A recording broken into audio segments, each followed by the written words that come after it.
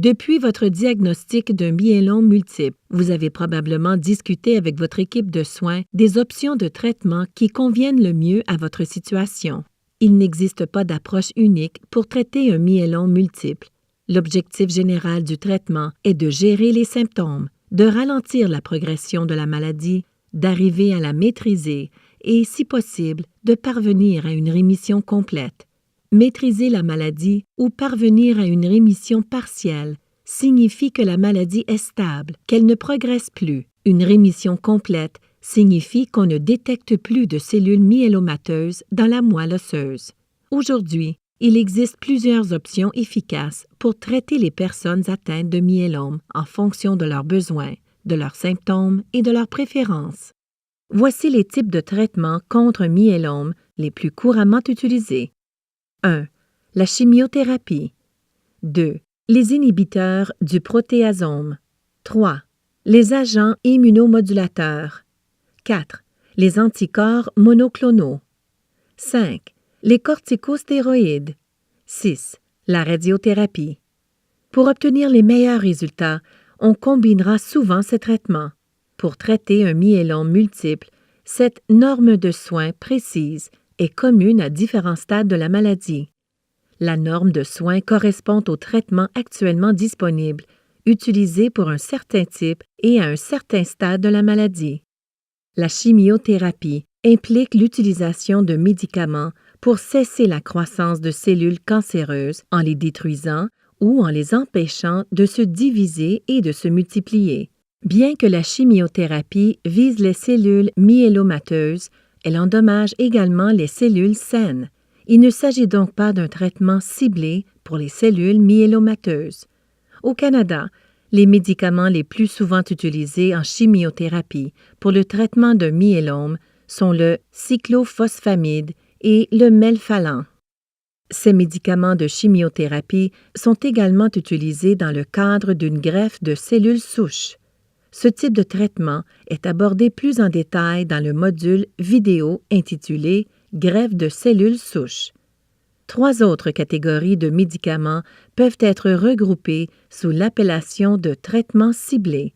Contrairement aux médicaments de chimiothérapie, les traitements ciblés agissent principalement sur les cellules myélomateuses et affectent donc moins les globules sains.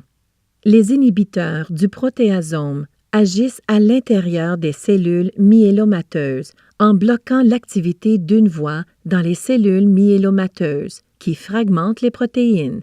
Cette voie est souvent considérée comme le système d'élimination des déchets de la cellule. Son blocage entraîne une accumulation de protéines indésirables dans les cellules cancéreuses, ce qui provoque leur mort.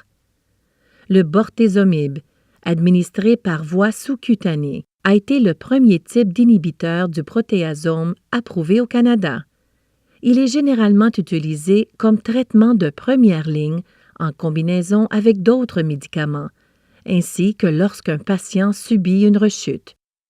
Au cours des dernières années, des nouveaux inhibiteurs du protéasome, tels que le carfilzomib, administré par perfusion, et l'ixazomib, sous forme de pilule, ont été approuvés par Santé Canada.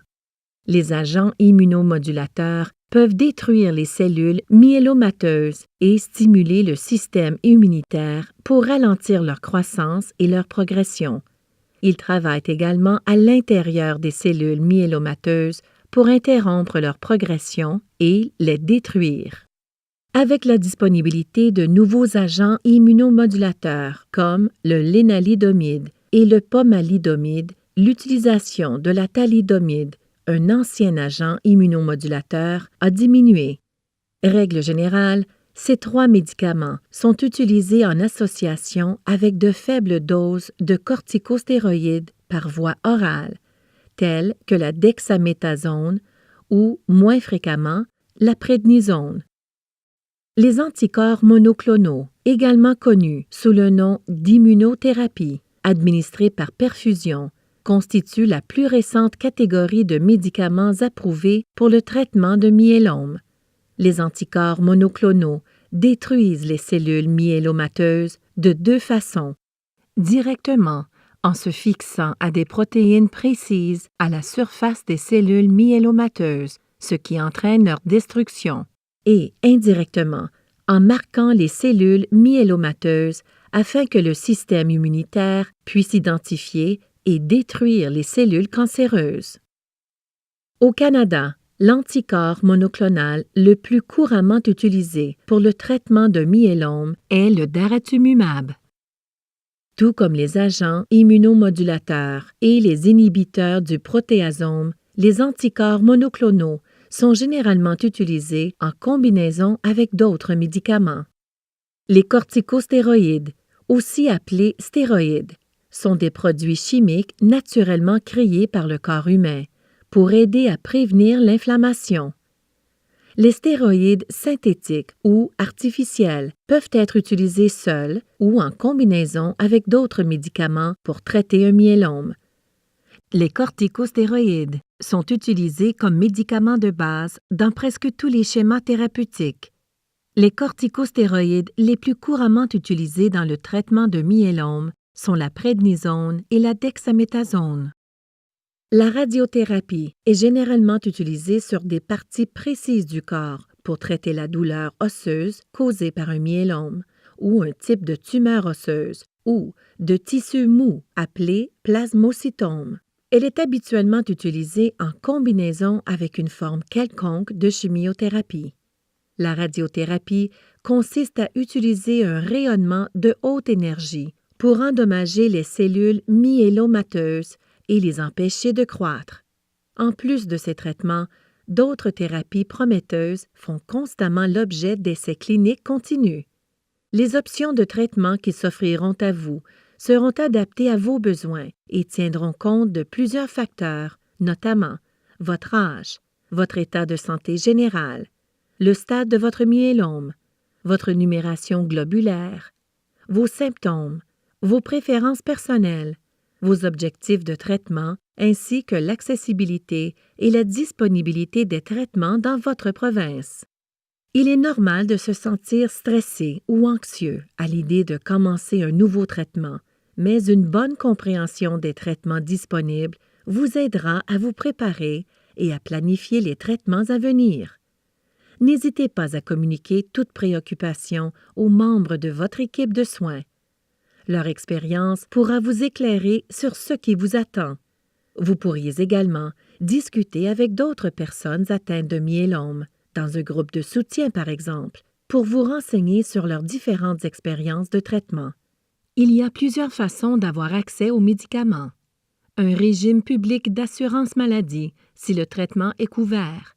Un régime d'assurance privée qui paiera une partie ou la totalité des traitements. Un essai clinique qui paie une partie ou la totalité des médicaments à l'essai. Une aide financière, appelée accès pour des raisons humanitaires, parfois offerte par le fabricant du médicament. Payez vous-même. Quels que soient les traitements que vous et votre médecin choisirez ensemble, il se peut que vous ayez encore des inquiétudes. Discutez avec votre famille, vos amis et d'autres personnes atteintes de myélome. Communiquez avec votre équipe de soins ou un groupe de soutien local ou en ligne pour vous aider à mieux comprendre les options qui s'offrent à vous. Ils pourront également vous aider à mieux faire face à la maladie et vous conseiller sur la façon d'assurer votre bien-être physique et émotionnel. Pour plus de renseignements sur les options de traitement et les ressources éducatives disponibles, visitez le www.myelome.ca où vous pourrez télécharger ou commander le guide destiné aux patients atteints de myélome multiple.